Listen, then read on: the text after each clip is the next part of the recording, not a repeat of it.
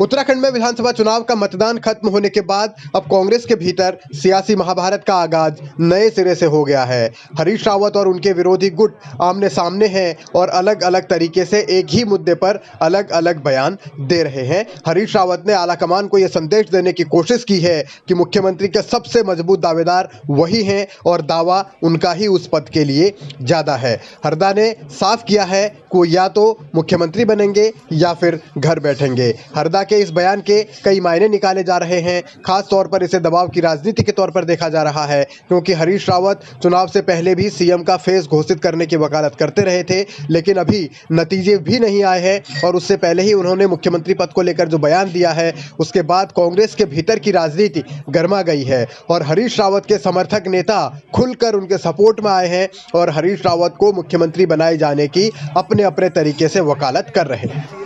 देखिए, आलाकमान तय तो आलाकमान करेगा, लेकिन उत्तराखंड के जनमानस ने सबने जो है कांग्रेस को जो समर्थन दे रखा है वो हरीश रावत जी के नाम पे दिया है।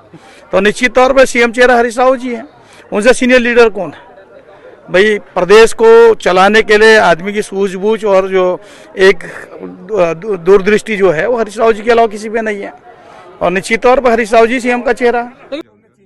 हरीश रावत के समर्थन में दिया गया हरीश धामी का ये बयान कोई नया नहीं है और कोई हैरान करने वाला भी नहीं है, क्योंकि वो हरदा के कट्टर समर्थक हैं और खुले तौर पर उनका समर्थन बार बार हर बार करते हैं। प्रदीप टम्टा जो कि राज्यसभा सांसद हैं, उन्होंने भी मुख्यमंत्री पद के लिए हरीश रावत को ही सबसे बेहतर नेता बताया है। प्रदीप टम्टा के मुताबिक अप या अपयश कमांडर की जिम्मेदारी होती है, इसीलिए अब कमांडर हरीश रावत हैं तो मुख्यमंत्री भी उन्हें ही बनाया जाना चाहिए।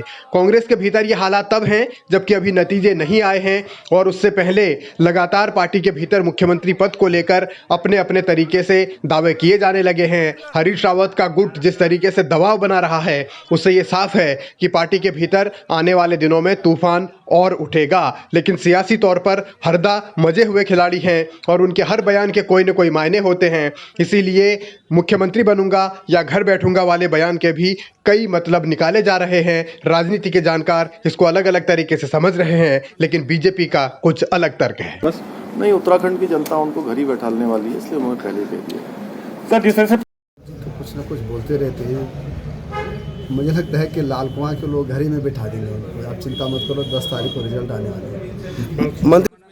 घर कौन बैठेगा और सत्ता किसे मिलेगी, ये फैसला तो जनता कर चुकी है, लेकिन पिटारा खुलना है 10 मार्च को। उसके बाद ही तस्वीर साफ होगी कि अगले 5 साल के लिए उत्तराखंड में कौन राज करेगा। लेकिन कांग्रेस का झगड़ा ये बतलाता है कि हालात बहुत सामान्य नहीं है, सब कुछ फिलहाल ठीक नहीं है। चुनाव के दरमियान भले ही एकजुटता दिखाने की कोशिश की गई हो, लेकिन हरीश रावत के मुख्यमंत्री वाले बयान के बाद प्रीतम सिंह का गुट असहज है और प्रीतम भी बार बार आलाकमान के कंधे पर बंदूक रखकर फायरिंग कर रहे हैं। इसीलिए वो फिर दोहरा रहे हैं कि फैसला मुख्यमंत्री का आलाकमान ही करेगा। इस पूरी लड़ाई के बीच देवेंद्र यादव एक बार फिर से वही बात दोहरा रहे हैं कि मुख्यमंत्री को लेकर अभी से फैसला करना या अभी से कुछ भी कहना बहुत जल्दबाजी होगी। देवेंद्र के खिलाफ हरीश रावत चुनाव के दरमियान भी मोर्चा खोल चुके हैं। तब देवेंद्र यादव के पर कतरे गए थे, लेकिन आगे अब देवेंद्र यादव का क्या रोल होगा ये बहुत अहम है। और इस बीच हरीश रावत जिस तरीके की राजनीति करते हैं या जिस तरीके का उनका अनुभव है, उसके बावजूद जो उनके बयान हैं उससे ये साफ लग रहा है